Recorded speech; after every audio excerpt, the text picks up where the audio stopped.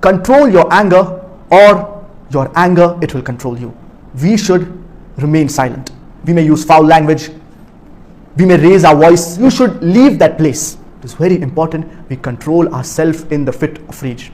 It was a commandment of Allah subhanahu wa ta'ala to remain patient. You have the means to get angry, but to prevent yourself, that is greatness. How can I control my anger? I am worried about this habit. There are various ways in which we can control our anger, and our Prophet, peace be upon him, has mentioned it in the ahadith, ways how to control or curb down our anger. The first and the most important is saying, A'udhu billahi minash shaitanir rajim. I seek refuge in Allah from Satan the accursed. This is the first step that we need to do. So whenever we are angry, we should immediately say, A'udhu billahi minash shaitanir rajim. I seek refuge in Allah from Satan the accursed. The second is that we should remain silent. Many a times when we get angry, we say things that we normally would not say.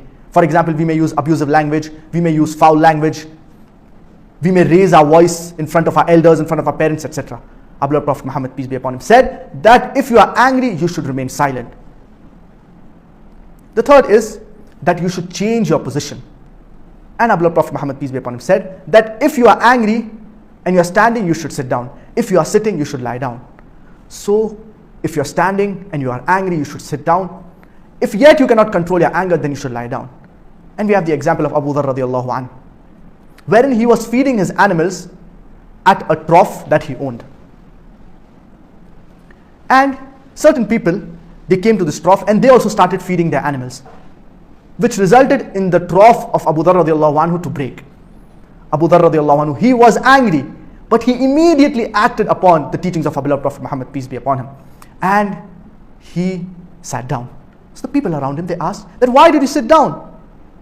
So Abu Dharr radiallahu anhu, he said that I was following the teachings of our beloved Prophet Muhammad, peace be upon him, wherein our beloved Prophet Muhammad, peace be upon him, said that if you get angry and you're standing, sit down. The fourth is, and this is a personal advice, is that you should leave that place.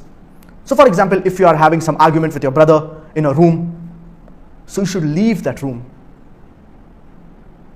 Because you may say things, you may do things which you will regret later on. In the state of anger, in the fit of rage, a person, he says things which he normally would not use. He may use abusive language, he may use foul language, he may fight with the other person, to the extent he may even kill someone in the fit of rage, in the state of anger. And later on, he will regret it. But many a times the damage, it is irreversible. For example, if he kills someone, even if he regrets it later on, the person has already lost his life. So it is very important we control ourselves in the fit of rage. Control your anger, or your anger, it will control you. And being patient when you are angry saves 1,000 moments of regret later on. If you are patient in this state of anger, it will prevent you from doing things that are wrong, will prevent you from doing things that are haram. For example, if you are angry with someone and in the fit of rage you kill this person, we seek refuge in Allah from this. And later on, even if you regret this act, it is irreversible. This person, he has already lost his life. And our beloved Prophet Muhammad, peace be upon him, said, the strong believer is not the one who wrestles down his opponent. The strong believer is the one who controls himself when he's angry. We have the example of Ali radiallahu anhu, wherein he was fighting for the sake of Allah subhanahu wa ta'ala against a non-Muslim. And Ali radiallahu anhu, he's about to kill this non-Muslim, wherein when this non-Muslim, he's about to be killed, he spits on the face of Ali radiallahu anhu. Ali radiallahu anhu, he immediately stops fighting. This non-Muslim, he's shocked. Why did Ali radiallahu anhu stop fighting and didn't kill me when he could have done it so easily? So Ali radiallahu anhu, he responds to this unbeliever, to this non-Muslim, and he says that before you spat on my face, I was fighting for the sake of Allah subhanahu wa ta'ala. But after you spat on my face, I would be fighting for a personal grudge. And I did not want people to say that I was fighting for a personal grudge. Imagine, look at the iman of Ali radiallahu anhu, that he stops fighting with this non-Muslim just because he spat on his face. This was the iman of the Sahaba.